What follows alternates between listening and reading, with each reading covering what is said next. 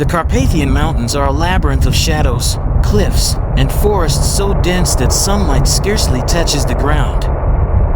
Wind whispers in tongues older than memory, carrying tales of lives that vanished without trace.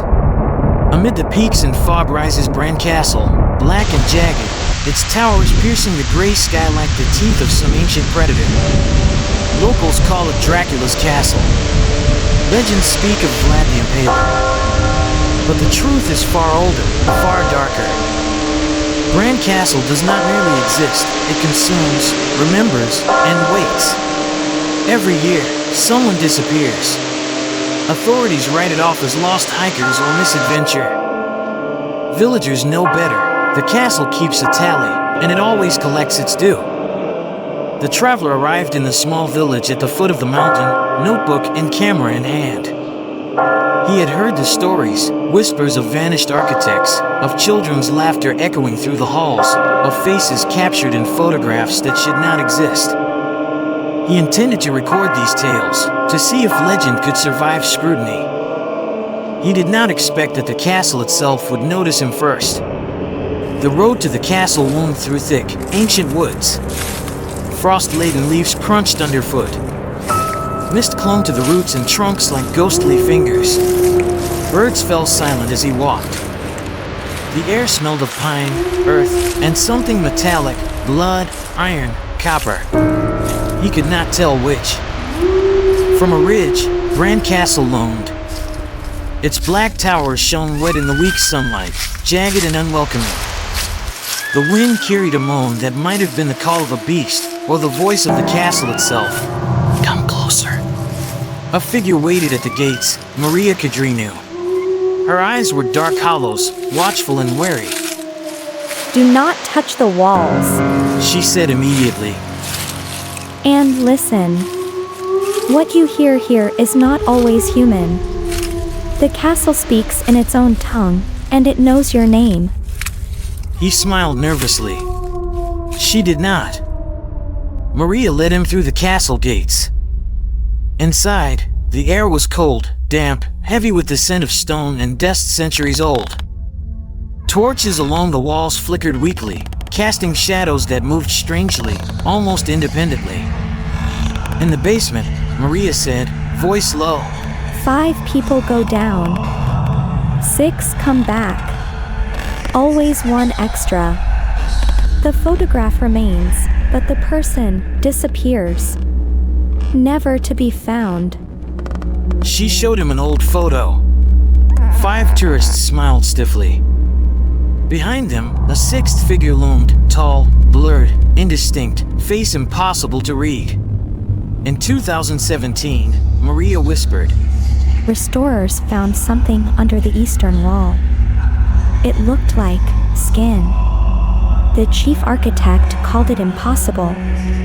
The next morning, he vanished. His boots were embedded in the wall. The stone had begun to eat him. The traveler shivered. He had not even touched the walls, and already he felt their pull. That night, curiosity overcame caution. He pressed his palm to the wall. It was cold, yet beneath the stone surface, he felt a faint pulsing, as if it were alive. He yanked his hand back. A tingling warmth lingered, like tiny mouths had touched him back. The stones drink. An older guide whispered later. They keep what they touch. That is how people vanish. And when the wind moves through the castle, it is not wind. It is them, those who have already gone, whispering from within the walls. And indeed, that night he heard them. Scratches behind stone, footsteps where none walked, whispers curling around his ears, soft and coaxing. The 3rd night, he slept in the servants' quarters. The clock struck 3:30 a.m. High-pitched laughter floated along the corridors, innocent, cruel, wrong. He opened the door. Empty. Yet in the dining hall lay a phone. Warm. A single photo, his own face, taken from above. A shadow brushed past him. He spun. No one. The laughter continued, somewhere just beyond reach. In the courtyard stood a centuries-old well. Rusted chains lined its rim. Even in the dead of winter, its water never froze. Villagers crossed themselves as they passed. They say it never freezes. One whispered, Because it is not water. It is a mouth. legends tell that prisoners forced to drink from it stopped aging. Hair darkened. Skin remained unwrinkled. But their minds twisted. They clawed at themselves, screamed at the moon, begged to die. In 2021, speleologists lowered a microphone 66 meters. A voice came back, Old Hungarian. Free me. The following year, a German tourist leaned over the well at dusk. Her shadow reflected in the water, but her eyes glowed red. The traveler leaned closer. The water seemed to move, rippling with shapes beneath. He stumbled back, heart hammering. Villagers pulled him away. It knows your name. One said, It will not forget. the castle is orderly in its hunger. After Vlad the Impaler's death, 33 servants vanished overnight. 33 pilgrims disappeared in the 1600s. 33 tourists vanished in modern times. In 1982, archaeologists discovered tunnels beneath the castle. Bodies impaled on blackened stakes, symbols carved along walls that glowed faintly under torchlight. The project was shut down, papers seized. Officially, structural danger. Unofficially, anyone who entered heard too many footsteps, always one extra. During 2023 renovations, workers discovered a bricked-up niche. 13 children's skeletons arranged in a circle. A plaque rested in the center, Revenient. They will return. Whispered a villager. Weeks later, a worker's child began speaking Latin he had never studied. At night, villagers found him in the fields, eyes faintly red, staring at the castle. Over the next week, the travelers stayed inside the castle. Each night brought new horrors. Shadows moved inside walls where none should exist. Doors opened and slammed on their own. Faces appeared in stone, twisted, screaming, pressing outward. A guide vanished before his eyes. One moment beside him, the next gone. Her sandals embedded into the floor, as if rooted. He tried to leave. The castle twisted, corridors looping impossibly. Every turn brought him back to the courtyard. The wind carried whispers in Old Hungarian, Romanian, Latin, and tongues unknown. Stay, stay, stay. He discovered a hidden stairwell. Crumbling, forgotten. A villager refused to follow. It has heard you too long. He warned. The air grew heavy, thick with rot, iron, decay. Walls pulsed faintly, breathing. Lanterns flickered. Small knob bones littered the floor. Chains swayed though no wind blew. The stairwell led deeper, until it opened into a massive chamber. Faces pressed against the walls, mouths open in silent screams.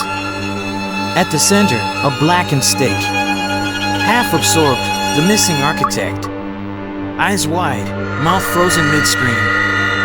The chamber smelled of iron, damp stone, and something older, like centuries of decay. Whispers grew into voices. We are not myths. We are not gone. The castle keeps us. Beyond the chamber, a cavern stretched endlessly. At its center was a black, still lake, so dark it seemed to swallow the torchlight. From beneath, shapes moved, faces, hands, shadows. Something breathed. The surface rippled with whispers. A guide who had once descended here told him, Those who fall into the water, they do not die. They become part of it. And one day, they will surface to take another. The traveler saw pale hands emerge, reaching, dissolving back into darkness. He turned away, heart hammering. Further along, a massive chamber held symbols etched into the floor in ashen blood. Candles, long burned to stubs, surrounded stakes driven into the stone. The air hummed, vibrating with an energy that was alive. On one stake, a shadow moved like it had weight, like it resisted gravity. Voices spoke in unison. Welcome, welcome, welcome. He fled, stumbling through tunnels that seemed to shift, corridors elongating, walls closing, shadows following. The whispers grew louder, overlapping. Stay, stay, stay. By the seventh night, exhaustion and fear blurred the traveler's perception. Every wall contained faces. Screaming, laughing, crying. Some pressed against stone, mouths moving silently. Others looked directly at him, eyes wide, lifeless, pleading. He tried to escape, only to find rooms that should have led to exits looping back into deeper chambers. The castle was alive, reshaping itself.